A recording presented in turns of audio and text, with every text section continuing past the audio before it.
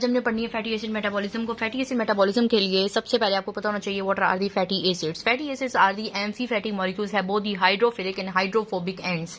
इनका general formula सबसे पहले पता होना चाहिए विच इज RCOOH। ये है हमारे पास general formula of the fatty acids. इसके अंदर कार्बोक्सिल ग्रुप प्रेजेंट होता है और दूसरा हाइड्रोकार्बन चेन प्रेजेंट होती है। जो कार्बोक्सिल ग्रुप प्रेजेंट होता है उसकी हमारे पास एक होती है pKa। हमें पता है जो भी एसिडिक चीज होती है, ग्रुप होता है, उसकी एक pKa होती है जो कि हमें बताती है what is the strength of the acid. हमें ये बताएगा ये कार्बोक्सिल ग्रुप की जो pKa है ना, ये हमें strength of the carboxyl group बताएगी कि कितनी देर तक ये कार्बोक्सिल ग्रुप इस हाइड्रोजन एटम को अपने साथ होल्ड करके रख सकता है, प्रोटॉन को होल्ड करके रख सकता है। तो हम अगर इसकी कैलकुलेट करते हैं pKa तो वो आती है 4.8।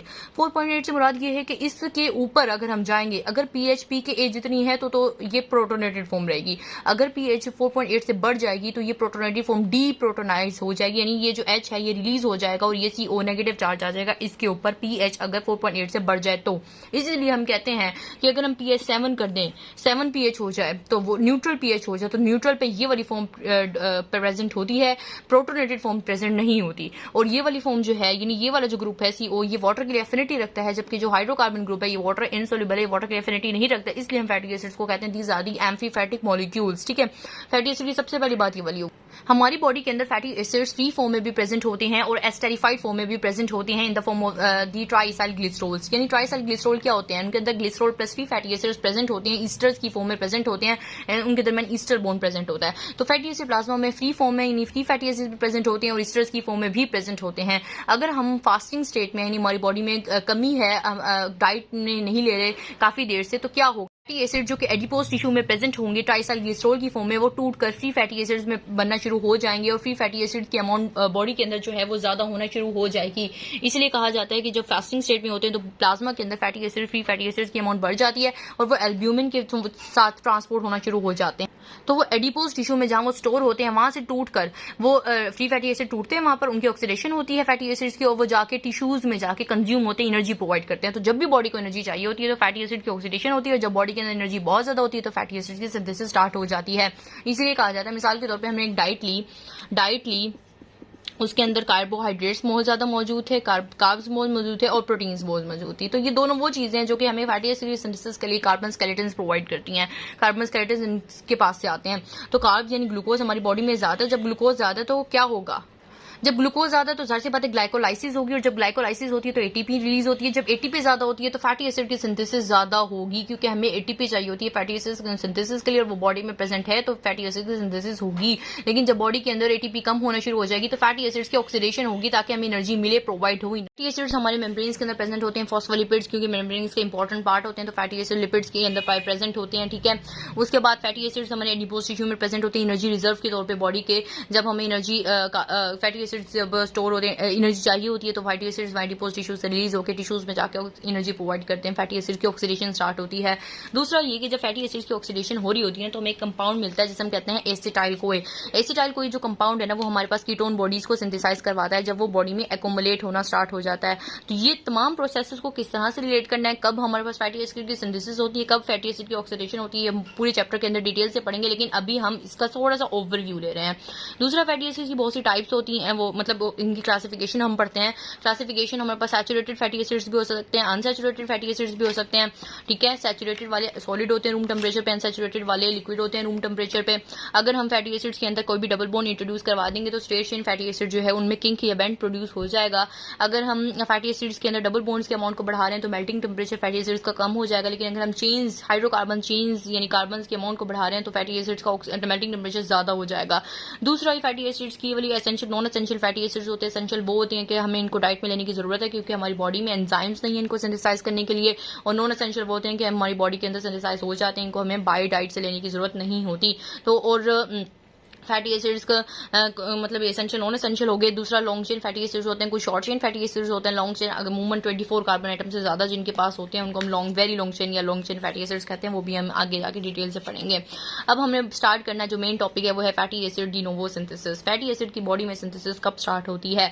वो हम फैटी एसिड डाइट से भी ले सकते हैं, जाहिर सी बात है। लिपिड्स जो हम डाइट में कंज्यूम करते हैं, लिपिड्स के अंदर फैटी एसिड मौजूद होते हैं तो डाइट से भी आ रहे होते हैं। लेकिन अब इस वक्त हम इस टॉपिक के अंदर फैटी एसिड की सिंथेसिस बॉडी के अंदर पढ़ेंगे। बॉडी में मिसाल के तौर पे हमने एक डाइट ली है, डाइट में फैटी एसिड्स नहीं लिए, डाइट से भी आते हैं, लेकिन हम वो सिचुएशन डिस्कस करें कि अगर डाइट में हमारे पास फैटी एसिड मौजूद नहीं है लेकिन डाइट में कार्बोहाइड्रेट्स एंड प्रोटीन्स मौजूद हैं जो कि हमें फैटी एसिड सिंथेसिस करवाने के लिए इंपॉर्टेंट किरदार अदा करेंगी। फैटी एसिड की सिंथेसिस ज्यादातर लिवर और लैक्टेटिंग मेमोरी ग्लैंड्स में हो रही होती है, बहुत कम जो है वो एडिपोज टिश्यू के अंदर हो रही होती है। ये देखें, एडिपोज टिश्यू के अंदर बहुत कम हो रही होती है क्योंकि एडिपोज टिश्यू में फैटी एसिड की स्टोरेज ज्यादा होती है, अलबत्ता उनकी सिंथेसिस कम होती है। ठीक है, और फैटी एसिड का जो सारा प्रोसेस है साइटोसोल में हो रहा होता है और एंडरगोनिक प्रोसेस होने से मुराद ये एटीपी चाहिए होती है हम तमाम प्रोसेस के लिए। दूसरा कि फैटी एसिड्स की सिंथेसिस में होता क्या, असल ये होता है कि जो हमारे पास एसिटाइल कोई एक एंजाइम होता है वो असल में फैटी एसिड्स के अंदर इनकॉर्पोरेट हो जाता है। सबसे पहले ना हमें दो चीज कुछ एंजाइम चाहिए होते हैं फैटी एसिड के सिंथेसिस के लिए और कुछ कंपाउंड चाहिए होते हैं। मैं बता इन चीजों को याद रखना है कि हमारे पास एसिटाइल कोए होता है, मेलोनाइन कोए होता है, ये दो कंपाउंड्स होते हैं जो कि हमें फैटी एसिड सिंथेसिस के लिए चाहिए होते हैं क्योंकि ये कार्बन्स प्रोवाइड करते हैं फैटी एसिड की चेन को इलोंगेट करने के लिए, कार्बन्स चेन्स प्रोवाइड करते हैं। दूसरा दो एंजाइम चाहिए होते हैं एसिटाइल कोए कार्बोक्सिलेज और fatty acid synthase fatty acid के सिंथेसिस के लिए। अब हमने एक एक को कैसे पढ़ना है, हमारे पास बॉडी के अंदर मिसाल के तौर पर एसिटाइल कोए कहां से आता है, सबसे पहले तो हम ये पढ़ेंगे एसिटाइल कोए कहां से मिलता है, मेलोनाइन कोए कहां से मिलता है और ये एंजाइम्स बॉडी के अंदर प्रेजेंट होते हैं। ठीक है, अब एसिटाइल कोई कहां से मिलता है, सबसे पहले आपने पढ़ा होगा कि ग्लाइकोलाइसिस जब होती है जिसके नतीजे में पायरुवेट बनता है तो पायरुवेट जो है आगे जाके एसिटाइल कोई के अंदर कन्वर्ट हो रहा होता है। ग्लूकोज की ग्लाइकोलाइसिस हुई, ठीक है, ग्लाइकोलाइसिस के नतीजे में पायरुवेट बना, अब पायरुवेट जो है वो चला गया माइटोकॉन्ड्रियल मैट्रिक्स में, वहां पे उसकी ऑक्सीडेटिव डिकार्बोक्सिलेशन हुई जिसके नतीजे में एसिटाइल कोई बना। ठीक है, एसिटाइल कोई बन गया। ऑक्सैलोसिटेट भी प्रेजेंट होता है बॉडी के अंदर, वो कैसे आता है जब पायरुवेट की ग्लूकोनियोजेनेसिस का स्टेप होता है जिसमें पायरुवेट कार्बोक्सिलेज पायरुवेट को ऑक्सैलोसिटेट में कन्वर्ट कर देता है। तो ये ग्लूकोनियोजेनेसिस वाला स्टेप हमने फॉलो किया, ये हमारे पास ऑक्सीडेटिव डिकार्बोक्सिलेशन और पायरुवेट था, तो दोनों के नतीजे में चीजें मिली। अब ये जो दो चीजें मिली हैं ये सिट्रेट में कन्वर्ट हो जाती है, हमें पता है, और सिट्रेट जाके टीसीए साइकिल में एंटर हो जाता है। सिट्रेट जाके टीसीए साइकिल में एंटर होता है और एंजाइम होता है सिट्रेट सिंथेस। ठीक है, सिट्रेट सिंथेस से सिट्रेट बन गया। अब हम सिट्रेट को टीसीए में भी लेके जा सकते हैं लेकिन यहाँ पर सिट्रेट को टीसीए में नहीं लेके जाना क्योंकि बॉडी के अंदर एटीपी बहुत ज्यादा अमाउंट में मौजूद है। जब बॉडी के अंदर एटीपी ज्यादा अमाउंट में मौजूद होती है तो टीसीए साइकिल का एक एंजाइम होता है आइसोसिट्रेट डिहाइड्रोजिनेज, को मैं अभी दिखाती हूँ।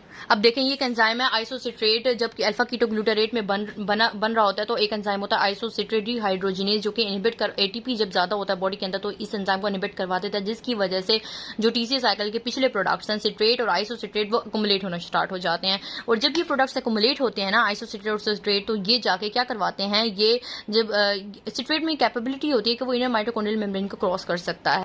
अब देखें माइटोकॉन्ड्रियल मैट्रिक्स के अंदर टीसीए साइकिल वाला स्टेप चला हुआ था, सिट्रेट ने जाना था टीसीए साइकिल में, लेकिन अब एटीपी ज्यादा हुई, एटीपी ने आइसोसिट्रेट डिहाइड्रोजिनेज को इनहिबिट करवा दिया जिसकी वजह से सिट्रेट और आइसोसिट्रेट अकुमुलेट होना स्टार्ट हो गया। सिट्रेट के अंदर तो ये कैपेबिलिटी है कि वो माइटोकॉन्ड्रियल मेम्ब्रेन को क्रॉस कर सकता है, अगर वो ज्यादा अमाउंट में प्रेजेंट है तो वो क्रॉस कर लेगा। जब वो क्रॉस कर लेगा क्योंकि आगे टीसीए साइकिल भी नहीं चल सकता क्योंकि एंजाइम इनहिबिट हुआ है और वो क्रॉस करके जब वो साइटोसोल में आएगा तो वहां पे एक एंजाइम होगा एटीपी सिट्रेट लाइएज जो इसे कन्वर्ट करवा देगा ऑक्सैलोसिटेट और एसिटाइल कोए के अंदर। यानी हम कह सकते हैं अगर बॉडी के अंदर एटीपी ज्यादा अमाउंट में मौजूद है, ग्लूकोज ज्यादा अमाउंट में मौजूद है जो कि हमारे कर सकता है तो फैटी एसिड की सिंथेसिस स्टार्ट हो जाती है बॉडी के अंदर। किस तरह से, क्योंकि एटीपी आइसोसिट्रेट डिहाइड्रोजिनेज को इनहिबिट करवा देता है। अब एसिटाइल कोई हमें मिल गया और साइटोसोल में आ गया क्योंकि साइटोसोल के अंदर ही फैटी एसिड सिंथेसिस होती है तो हमें एसिटाइल कोई को माइटोकॉन्ड्रियल मैट्रिक्स से यहां लेकर आना था। अब आप पूछेंगे कि एसिटाइल कोई को अब एसिटाइल कोई को हम लेके आ सकते थे लेकिन हमें पता है क्योंकि एसिटाइल कोई का जो कोई पोर्शन वो डायरेक्ट एंटर नहीं हो सकता, एसिटेट पोर्शन एंटर हो सकता है, वो भी सिट्रेट की फॉर्म में एसिटेट पोर्शन एंटर होगा, कोई पोर्शन जो है वो इनर माइटोकॉन्ड्रियल मेम्ब्रेन को क्रॉस नहीं कर सकता, इसलिए इससे पहले सिट्रेट में और फिर सिट्रेट को साइटोसोल में जाके उसकी ऑक्सीडेशन हमें करवा ली थी। अब एसिटाइल कोई तो बन गया, मिल गया। अब हमने दूसरा स्टेप ये करना है कि इसको मेलोनाइन कोई भी हमें चाहिए, हमें दो चीजें चाहिए थी ना, एसिटाइल कोई भी चाहिए था, मेलोनाइन कोई भी चाहिए था। अब हम मेलोनाइन कोई के लिए हम क्या करेंगे, हम इसकी कार्बोक्सिलेशन करवाएंगे एसिटाइल कोई की with the help of the acetyl CoA carboxylase. लेकिन ये एक वो स्टेप है एसिटाइल कोए की कार्बोक्सिलेशन इनटू मेलोनाइन कोए जो कि रेट लिमिटिंग और रेगुलेटेड स्टेप है फैटी एसिड के सिंथेसिस का। अब ये रेगुलेटेड स्टेप इसलिए है क्योंकि रेट लिमिटिंग स्टेप है, इसका मतलब ये कि इसकी हमारे पास रेगुलेशन भी हमने पढ़नी होगी, शॉर्ट टर्म रेगुलेशन भी होगी, लॉन्ग टर्म रेगुलेशन भी होगी। और दूसरा ये बात कि जो हम फैटी एसिड की सिंथेसिस कर रहे होते हैं, हम कार्बन को ऐड कर रहे होते हैं चेन्स के अंदर, तो जाहिर सी बात है हम कंडेंसेशन कर रहे होते हैं, यानी हम स्मॉल मॉलिक्यूल से स्मॉल कार्बन की चेन से लार्ज मॉलिक्यूल्स को बना रहे होते हैं। मिसाल के तौर पर कार्बन को ऐड करवाएंगे, एसिटाइल कोई से कार्बन लेंगे, कार्बन एटम्स लेंगे, मेलोनाइन कोई से कार्बन एटम्स लेंगे, उनको आपस में कंडेंस करेंगे और फैटी एसिड का लार्ज मॉलिक्यूल बनेगा which is the fatty acyl कोई। कोई भी फैटी एसाइल कोई होगा। आपको सबसे पहले बताना चाहिए कि एसिटाइल कोए और एसाइल कोए में क्या फर्क होता है। हमारे पास जो ये होता है एक में ये हमारे पास दोनों के फार्मूलाज हैं अलग अलग। एसाइल कोए, एसिटाइल कोए। एसाइल कोए क्या होगा, यानी आर की जगह कोई भी कार्बन एटम्स की कोई भी चेन हो सकती है यहाँ पे, लेकिन CH3 जरूरी है होना, तो इसे एसिटाइल कोए कहेंगे। अब मिसाल के तौर पे हमने बनाया फैटी एसिड की सिंथेसिस का एंड प्रोडक्ट था पाल्मिटोइल कोए। पाल्मिटोइल कोए का मतलब इसमें 16 कार्बन एटम्स टोटल होंगे प्रेजेंट, तो उसको कहेंगे पाल्मिटोइल कोए, ठीक है, वो बन जाएगा। एसाइल कोए क्या बन जाएगा, पाल्मिटोइल। अगर हम यहाँ पर सिर्फ मतलब मेलोनाइन कोई भी हो सकता है, ये ब्यूटाराइल कोई भी हो सकता है, लेकिन एसिटाइल कोए में CH3 प्रेजेंट होगा यहाँ पर, तो ये डिफरेंस है। अब हमने एसिटाइल कोए की कार्बोक्सिलेशन करवानी है मेलोनाइन कोए में, तो उसकी रेगुलेशन हम पढ़ रहे हैं। अब रेगुलेशन के लिए एसिटाइल कोए कार्बोक्सिलेज की रेगुलेशन पढ़ेंगे, क्योंकि वो मेन एंजाइम है। अब एसिटाइल कोए कार्बोक्सिलेज जो है ना, याद रखिएगा कि वो एक्टिवेट होता है सिट्रेट की मदद से और इनएक्टिवेट होता है पाल्मिटोइल कोए की वजह से। अब सिट्रेट जाहिर सी बात है, जब सिट्रेट बॉडी में ज्यादा होगा तो TCA साइकिल तो वैसे निबिट हो चुका, तो सिट्रेट ने जाके एसिटाइल कोए कार्बोक्सिलेज को एक्टिव करवा देना कि भाई तुम कार्बोक्सिलेशन करवाओ एसिटाइल कोए की मेलोनाइन कोए में और फैटी एसिड को सिंथेसाइज करवाओ। तो ये तो हमने अभी पढ़ा। लेकिन दूसरा पाल्मिटोइल कोए क्या है। पाल्मिटोइल कोए दरअसल हम फैटी एसिड सिंथेसिस का एंड प्रोडक्ट होता है पाल्मिटोइल कोए, जो कि जाहिर सी बात है जब प्रोडक्ट ज्यादा होना शुरू हो गया है तो प्रोडक्ट इनिबिशन स्टार्ट हो जाएगी और वो कहेगा कि भाई और जरूरत नहीं है फैटी एसिड को सिंथेसाइज करने की, अब तुम इनिबिट हो जाओगे, एसिटाइल कोए कार्बोक्सिलेज को कहेगा। अब एसिटाइल कोए कार्बोक्सिलेज वो एंजाइम है जिसकी अगर फॉस्फोराइलेशन कर दी जाए तो वो इनएक्टिव हो जाता है। अब फॉस्फोराइलेशन करने के लिए कौन फॉस्फोराइलेशन करवाता है, इसकी फॉस्फोराइलेशन करवाता है adenosine monophosphate activated protein kinase, यानी AMPK, adenosine monophosphate protein activated protein kinase इसकी फॉस्फोराइलेशन करवाता है। तो जाहिर सी बात है जब भी ये वाली चीज एक्टिव होगी ना, ये वाला जो प्रोटीन है ये एक्टिव होगी, तो इसने फॉस्फोराइलेशन करवा के उसे इनएक्टिव करवा देना। अब इसको एक्टिव करने वाली कौन सी चीजें एक्टिव कर सकती हैं। जाहिर सी बात है जब एनर्जी लेवल बॉडी के अंदर कम है, तो हमारे पास एनर्जी है ही नहीं फैटी एसिड को सिंथेसाइज करने के लिए, तो ये इसको एक्टिव कर देगी। दूसरा, हमारे पास कुछ हार्मोन्स होते हैं, एपिनेफ्रीन हो गया या और ग्लूकागोन हो गया, ये 2 हार्मोन्स हैं, ये भी क्या करवाएंगी, इसको एक्टिव करवा देंगे और ये फॉस्फोराइलेशन करवा देगा एसिटाइल कोए कार्बोक्सिलेज की। किसकी फॉस्फोराइलेशन करवाएगा, एसिटाइल कोए कार्बोक्सिलेज की फॉस्फोराइलेशन करवा देगा, फॉस्फोराइलेशन करवा के इसको इनएक्टिव कर देगा। तो ये जो होगी शॉर्ट टर्म रेगुलेशन। ऐसी डाइट लेते हैं जिसमें फैट की अमाउंट कम है लेकिन कार्बोहाइड्रेट्स की अमाउंट ज्यादा है, तो जाहिर सी बात है फैट को सिंथेसाइज करने की जरूरत है, तो उसके लिए हम एसिटाइल कोए कार्बोक्सिलेज को सिंथेसाइज करेंगे और वो जाके फैटी एसिड को सिंथेसाइज करना स्टार्ट कर देगा। तो ये लॉन्ग टर्म रेगुलेशन होती है कि कैलोरी हमारे पास उसकी अमाउंट कम है, फैट की अमाउंट मतलब लो कैलोरी है और लो कार्बोहाइड्रेट डाइट है, मिसाल के तौर पर ले रहे हैं, तो उसका इफेक्ट ऑपोजिट होगा। जाहिर सी बात है अगर फैट डाइट के अंदर फैट ज्यादा है, कार्बोहाइड्रेट कम है, तो फैट को सिंथेसाइज करने की जरूरत ही नहीं, तो एसिटाइल कोए कार्बोक्सिलेज को इनहिबिट करवा दिया जाएगा।